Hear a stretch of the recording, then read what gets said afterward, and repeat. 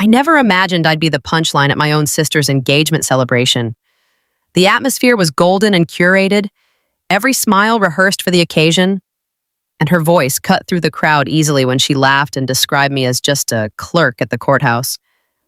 People laughed along, glasses clinked, my face burned, but I held my tongue the way I always did.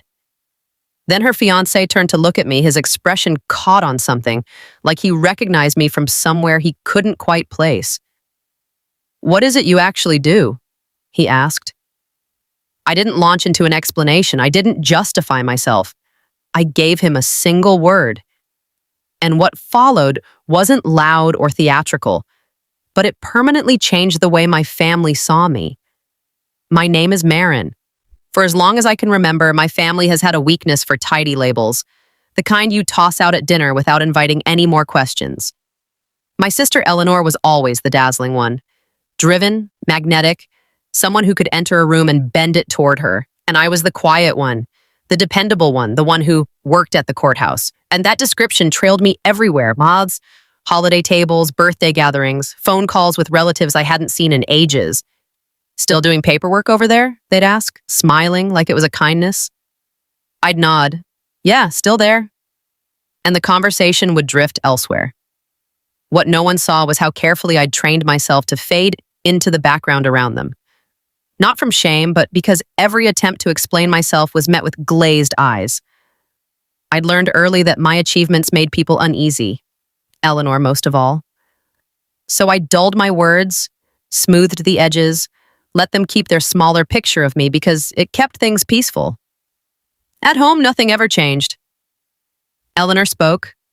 Everyone leaned in. My parents hung on her stories, her milestones, her plans, her wins. When I spoke, forks scraped against plates and someone reached for the wine bottle. It wasn't malice, it was just habit. And habits don't break easily. Only one person ever saw me differently, my cousin Talia. She noticed the late nights, the way I held myself, the odd hours my phone would buzz. She understood the truth even though I never said it aloud. Sometimes she'd squeeze my hand under the table, a quiet reminder that I wasn't invisible everywhere. I told myself I didn't need my family's approval, that their opinions didn't touch me. That was only half true because every time Eleanor laughed off my job, something inside me pulled tight. Not anger, not yet. Something quieter, something heavier. By the night of her engagement party, I already knew the shape the evening would take. I'd show up early, I'd help wherever needed. I'd smile when introduced. I'd slip out before anyone noticed I was gone. I wasn't expecting respect or curiosity. What I didn't expect was a single question that would refuse to let the old story survive. The party was everything Eleanor would design. Polished, lavish, built to impress. String lights crossed the backyard like a painted sunset. White flowers crowded every surface. A banner with their names hung so high it seemed to be watching the guests below.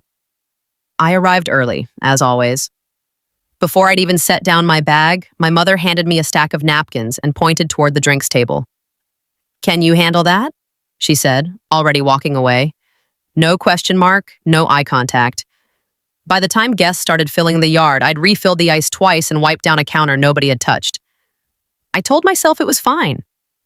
This was my usual role: useful, quiet, out of the way. Then Eleanor arrived. She stepped out of the car with her ring catching the light like it had its own spotlight. The crowd swarmed her instantly. Compliments, camera flashes. Her fiancé Julian followed behind, composed and easy, the kind of person who commands a room without trying. He shook hands, thanked people, listened more than he talked. At first, he barely registered me. Eleanor made sure everyone knew how accomplished he was. Big wins, big numbers that blurred together after a while. My parents glowed like his success was somehow theirs too. I stood at the edge of it all, my champagne untouched, watching the same scene I'd watched my entire life replay itself. Then Eleanor spotted me. "Come here," she said, waving me over like an afterthought. "Has everyone met my sister? This is Marin. She works at the courthouse." A few polite nods, mild interest. She's basically admin, she added with a laugh. Keeps things organized, answers the phones, you know how it is. Someone chuckled. Another nodded like that explained everything about me. The familiar heat rose in my chest. The old reflex told me to smooth it over. Stay quiet. Let it pass. I looked down at my glass and breathed slowly. This wasn't new, just louder. But Julian didn't laugh. He was studying me now, really studying me. His smile faltered slightly, his eyes scanning my face like he was sifting through memories that didn't add up. Dinner was called and we moved to the table. I took my usual seat near the end. Toasts went around. Eleanor soaked it in, then lifted her glass again. Some people argue major cases, she said, gesturing to Julian, and some people answer phones. Right, Marin? Her eyes flicked to me, daring a reaction. That's when Julian turned fully toward me. Wait, he said slowly. Marin, what exactly do you do at the courthouse? The table went silent.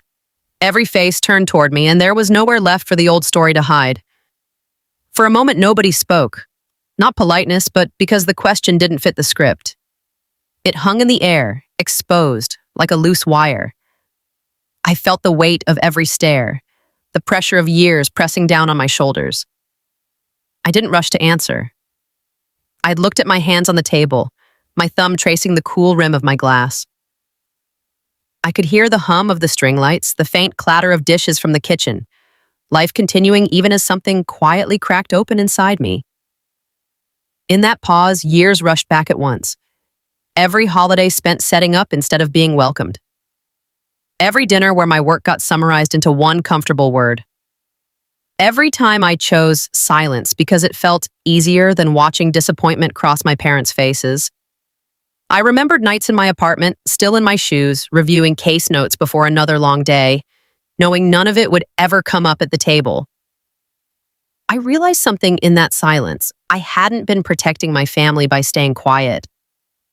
I'd been protecting the version of me they were comfortable with, the smaller one that never threatened anyone's sense of order. Across the table, Eleanor's smile had gone rigid, her jaw tight. My mother stared at her plate. My father's hand froze halfway to his glass. Julian kept watching me, not impatiently, just waiting. The old instinct told me to deflect, to keep the peace one more time. But something steadier rose up instead. Not anger. Not vengeance. Clarity. If I spoke now, the truth would finally land. If I stayed silent, the lie would go on living, and I would keep shrinking to make space for it. This wasn't about humiliating my sister or proving a point to people who'd never really asked. It was about refusing to disappear any longer. I sat up a little straighter and set my glass down. The small sound cut through the quiet. My pulse slowed. The fear I'd carried for years loosened its grip just enough. I looked at Julian, then my parents, then finally at Eleanor. And I understood that whatever came next, there was no returning to who I'd been before this question.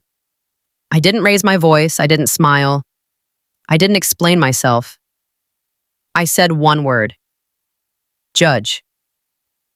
It landed quietly, almost gently, but the effect was instant. The air shifted, no gasps, no shouting, just the sensation of someone muting the background noise of the world. Conversations stopped mid-sentence. Forks paused in midair. Even the string lights seemed to hum louder in the hush that followed. My mother's color drained so fast it startled me. Her mouth opened, then closed, like she was hunting for a sentence she'd never had to prepare. My father blinked hard, his grip tightening on his glass before he set it down with exaggerated care, as if it might shatter otherwise. Eleanor laughed, sharp, brittle. "Oh my God," she said, waving a hand. "Very funny." I didn't look at her. My eyes stayed on Julian. He hadn't laughed. He hadn't moved. His expression shifted into something I recognized instantly. Not confusion, but recognition snapping into place. He leaned back, reassembling a memory piece by piece. "Judge," he repeated under his breath. Then his eyes widened.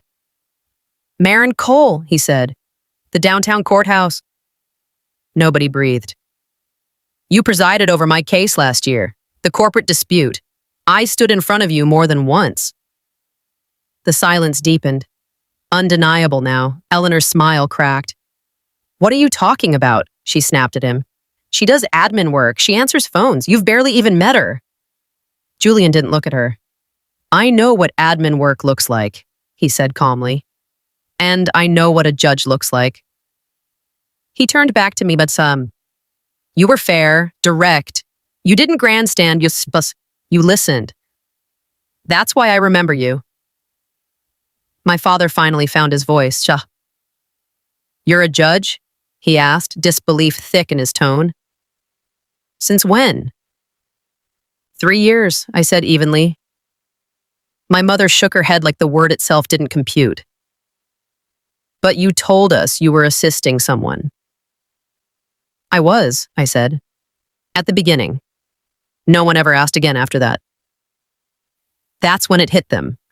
Not all at once, but slowly, painfully, that the story they'd repeated for years had never been corrected, not because it was true, but because it was convenient. Because it never threatened the balance they were used to. Eleanor pushed her chair back. This is ridiculous, she said. You let everyone think you were admin. Who does that? I met her eyes for the first time that night. I didn't lie, I said. I just stopped correcting you. Her face flushed. You did this on purpose. You waited until my engagement party to embarrass me. I shook my head. You embarrassed yourself. I just answered the question you asked in front of everyone. She rounded on Julian. You knew she was a judge, and you didn't tell me? I didn't know, he said. I never connected Judge Cole to your sister. You never said her last name. You never let her talk. That landed harder than anything I could have said myself. Around the table, reactions rippled outward. My uncle stared at his hands, murmuring something under his breath. My grandmother reached over and squeezed my wrist gently, like she'd been waiting for this moment longer than anyone. I always knew, she said softly. You carried yourself differently. Eleanor shot to her feet, her chair scraping hard against the stone patio. This is my night, she said, voice shaking. And you've ruined it. You always find a way to make everything about you. I stayed in my seat. I didn't, I said calmly, until you mocked me. Until you turned me into a joke in front of your fiancé and our whole family. That wasn't an accident. That was a choice. Her mouth opened, then shut. For once, she had no comeback ready. Julian rose slowly. Eleanor, he said carefully. The way you spoke to her, she cut him off. Don't. You're supposed to be on my side. I'm on the side of the truth, he said. And I don't know how I missed this, how I let you talk about your own sister that way. That was the moment everything broke. Not loudly, not violently, but completely. Eleanor looked around the table and realized the spotlight had shifted away from her. No one was laughing. No one was rushing to defend her. Even our parents sat frozen, caught between the daughter they'd always praised and the one they'd never really seen. This is unbelievable, she whispered. You think you're better than me now? No, I said. I think I've finally stopped pretending to be less. She stared at me for a long moment, something raw and frightened flickering beneath her anger. Then she turned and walked inside, her heels striking the floor like punctuation at the end of a sentence. Julian hesitated, glancing back at me. Conflict and something like respect both in his eyes. I need to go talk to her, he said quietly. I nodded. After they left, the table sat in silence. The champagne went warm. Plates sat untouched. My mother finally reached for my hand. Why didn't you tell us? She asked, her voice small. I didn't pull away. Every time I tried to be seen, I said, you looked away. No one argued with that. And in the stillness that followed, something unfamiliar settled in my chest. Not triumph, relief. Like I'd finally set down a weight I'd carried for years and realized I never had to pick it back up. The next morning, I woke to a quiet phone and a strange sense of calm. No dread, no replaying the night on a loop, just sunlight through the blinds and the steady hum of the city outside. Then the messages started. Missed calls, long texts, clumsy but sincere apologies, relatives suddenly eager to reconnect. My parents left 2 voicemails. I didn't listen to either. Around midday, there was a knock at my door. It was Julian. He looked exhausted, like someone who hadn't slept but had done a lot of thinking. We sat on opposite ends of my couch, coffee cooling between us. He didn't make excuses. He didn't defend her. "I can't unsee it now," he said. "The way she spoke to you. The way everyone let it happen." I nodded. There wasn't much to add. "I don't know what this means for us yet," he admitted. "But I can't ignore it." When he left, the apartment felt lighter. Not empty, just honest. A few days later, Eleanor showed up unannounced. No makeup, hair pulled back, the version of her that never appeared at family gatherings. We didn't hug. We didn't argue. "I was scared," she said finally, "of being ordinary, of being second." I believed her. "I'm not here to compete," I told her. "I never was." She nodded slowly, like she was hearing that for the first time. We didn't suddenly become close. Nothing healed overnight. But something had shifted. My parents started asking questions and actually waiting for the answers. Talia smiled at me across dinner tables. And for the first time, I didn't feel the need to explain myself at all. I used to believe staying quiet was the same as being kind. I was wrong. Silence never protected anyone. It just taught people how small they could make me. The truth is, you don't owe anyone a smaller version of yourself just to keep the peace. If you've ever shrunk yourself so someone else could feel comfortable, you're not alone.